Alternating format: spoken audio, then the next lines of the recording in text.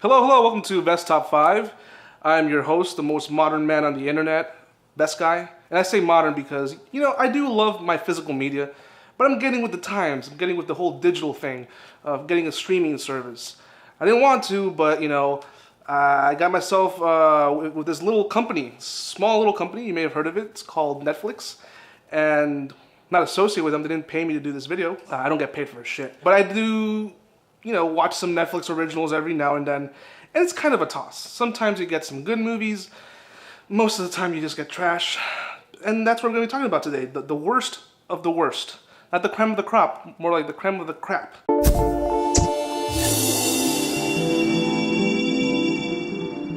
I've seen about 15, 17 Netflix original movies so far, and a lot of them are just unwatchable. I've tried being open-minded to the fact that, hey, they put money into this and they're trying, and some of them have good cinematography. But the problem with the Netflix originals is that there's just too many of them. It's a case of quality over quantity.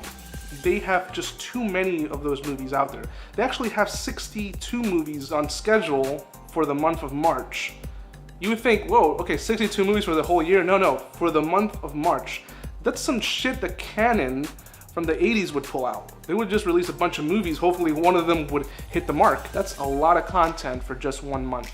And I get it, Netflix is losing a lot of stuff. They're losing, Marvel related shows like The Punisher and Jessica Jones, and eventually gonna lose a lot of the Disney stuff as well, stuff that's from ABC, which is also owned by Disney. It's gonna go to their Disney Plus streaming service. So it makes sense. Netflix has to just find a way to keep people, enticed. And that's just the way it's gonna be going for the next couple of years, not just with Netflix, but CBS All Access, Amazon Prime, the DC Universe streaming service, all of that. The first two honorable mentions are, one movie's called Open House, which is actually on the list of the worst movies ever made.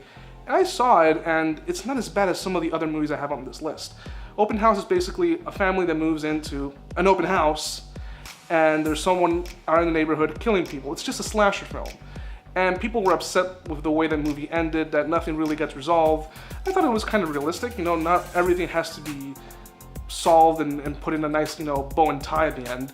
It's a very generic horror film. Second honorable mention is a movie that just came out this month on Netflix, and it was Polar, starring Mads Mikkelsen, who does a good job with what he's given. This is basically a mixture of, let's say you got a blender, and you put in there Kill Bill, Smoking Aces, John Wick, a little bit of The Professional, blend it up and put a bunch of weird-ass colors.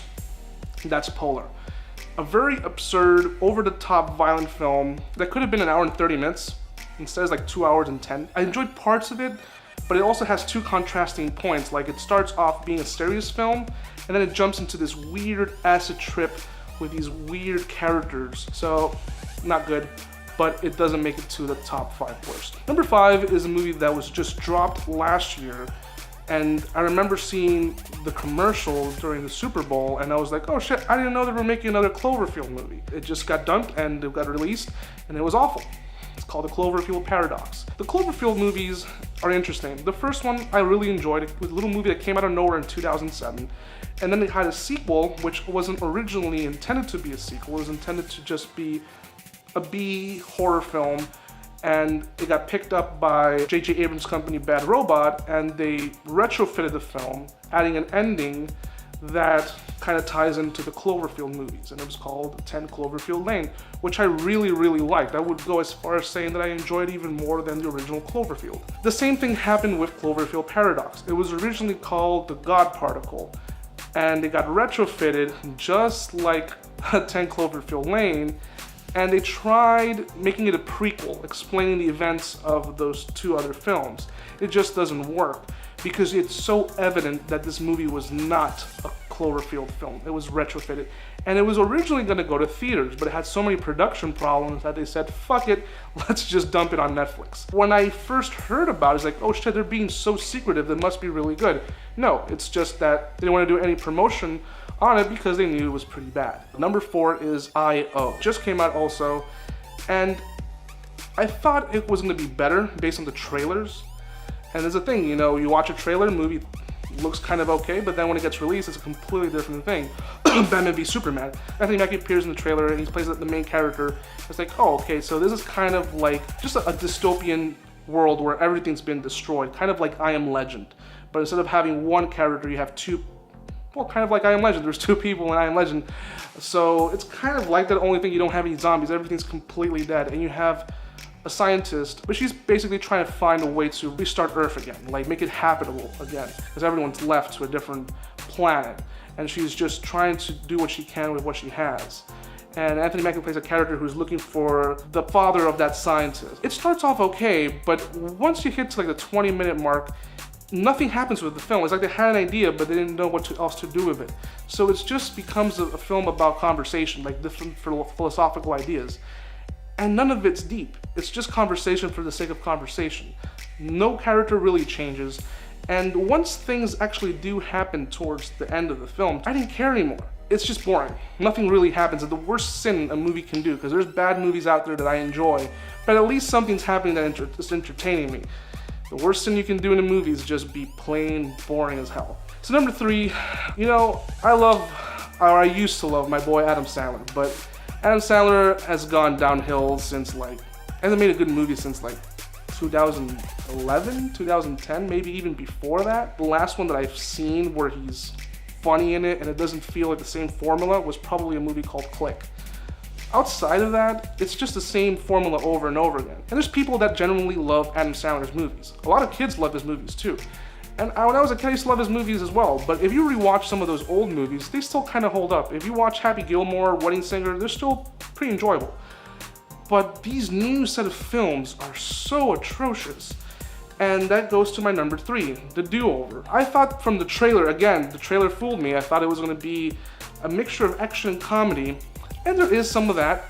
But the story, and pay attention because this is the most ridiculous thing you're going to be hearing, Adam Sandler plays an ex-spy who works for the government. And he goes back to his high school reunion where his best friend, who's also his best friend in real life, David Spade, plays a guy who's a loser, who he eventually married the prom queen, and she's still sleeping with the guy who she was with in high school.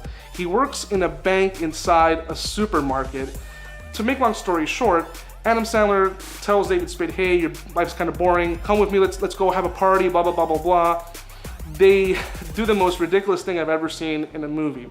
They fake their own deaths in order to take someone else's identity who are these rich people, but they don't know that these rich people have shady pasts, and now they're looking for them. But apparently Adam Sandler's character kind of knew that. It's so convoluted for a comedy. I just could not get into the whole thing. And again, you have the same thing you have in every Adam Sandler movie where Adam Sandler is the good-looking guy and all the other girls dress very slutty and very, it's all raunchy humor, and they all fall for him. But of course, David Spade, who is the straight man character, he's the one who gets the low end of the stick. It has a really low score, it's like a 30% on Rotten Tomatoes. But if you look at the audience score, it's over 60%. I don't know why, but my number 2 is another Adam Sandler movie, and it's even worse. And this one actually made it to theaters, even though it's a Netflix film. It's The Ridiculous Six. So I like Westerns. I've grown up watching them. I like John Wayne. I love Clint Eastwood. And I thought this movie was going to be okay. At least okay. It's not. Adam Sandler is playing a Native American. Okay, that's even worse to accept, or more difficult to accept than a secret agent. He's a Native American. He's playing a stern guy who shows no emotions, but he just comes off as a guy who doesn't want to be on set. And the story of Ridiculous Six is that he's trying to find his father who's been kidnapped by Danny Trejo's character, and they're looking for this hidden gold. And along the way, he meets half-brothers of his, one played by Rob Schneider, and Rob Schneider's playing a Mexican. He meets also Terry Crews, and Terry Crews plays a character who doesn't know he's black. And then he meets Taylor Lautner from the Twilight movies, playing this really retarded character. Well, all he does is oh my god, I'm gonna go find my daddy. He literally talks like that for an hour and 45 minutes straight. This is one of the worst movies I've ever seen. I was texting a friend, this is awful. What the fuck am I watching? That's my number 2. And if you think that this should be number one, wait until I mention number one. Number one is a movie that I saw about 2 weeks ago, and I saw it because I liked the director's previous effort, which was Nightcrawler. But he made a movie with the same actors, and it actually has a pretty good cinematography. Problem is the script, and that movie is Velvet Buzzsaw. The movie could have probably been released in theaters, and instead of being a satire on social media and on the news, it's more of a satire on the art world. But it doesn't do anything with it. It's just a group of people who are assholes. They're very shallow. They like art, and they interpret art in a very weird, eccentric way. But their characters have nothing to them, and I guess that's kind of the point. But I don't want to sit down 2 hours and 20 minutes of just people talking shit about art. And then once the movie hits to what it's really about, which is supposed to be a horror film where paintings are all of a sudden killing people, I kind of lost interest because it was just like, okay, so is it a satire? Is it a horror? Who's the main character? Is it Jake Gyllenhaal's character? Or is it his girlfriend? Is Jake Gyllenhaal straight or is he bi? Like, why is he acting flamboyant in the scene and all of a sudden he's acting very stern and macho, and then he switches back to being flamboyant, and then he becomes really eccentric at the end? His character has no consistency, and neither does the film. The kills are okay, they're actually pretty gory. I was okay with it, but then there's a character who's the one who paints these like drawings that are killing people, which again is inconsistent because there's other paintings that were not drawn by him that are also killing people. It makes no sense. But the name of the painter is Dees. So every time they're saying, oh, we gotta do something about the contract of Dees, and I'm saying, Dees nuts! I couldn't hold it every single time they mention his name. Or they'll say, oh, what are we gonna do about exhibiting Dees? Oh, I'll tell you how to exhibit Dees. I'll tell you.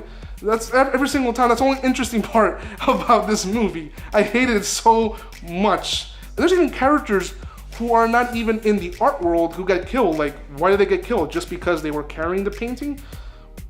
Why do the paintings kill? It's just so, it makes no sense. I really did not enjoy it. I don't know what the message was. I don't know who this movie is for. Is it for people who don't like art? Is it for people who enjoy satire of the art world? Or is it for people who like horror mixed with satire? I don't know. It leaves me flabbergasted as to what the message of this film was. So the worst one I've seen so far on Netflix is Velvet Buzzsaw. I've never been so upset it took me 3 nights to finish this piece of crap. Those are the 5 worst. Watch them at your own discretion. You know, you can do whatever the hell you want. I'm just a random guy here on YouTube who watches movies. So anyway, one thing is for sure, I am Best Guy, and this was Best Top 5. Make sure to like, subscribe, hit that bell button.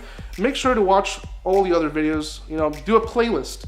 You know, and not just of me. I know I'm really handsome, you know, and I have a lot of cool videos, but there's a lot of cool people here on YouTube. There's Dorky with Wake Up, you have unboxing videos, and every now and then some guy Milky does a video once every 5 years. So anyway guys, until next time, bye.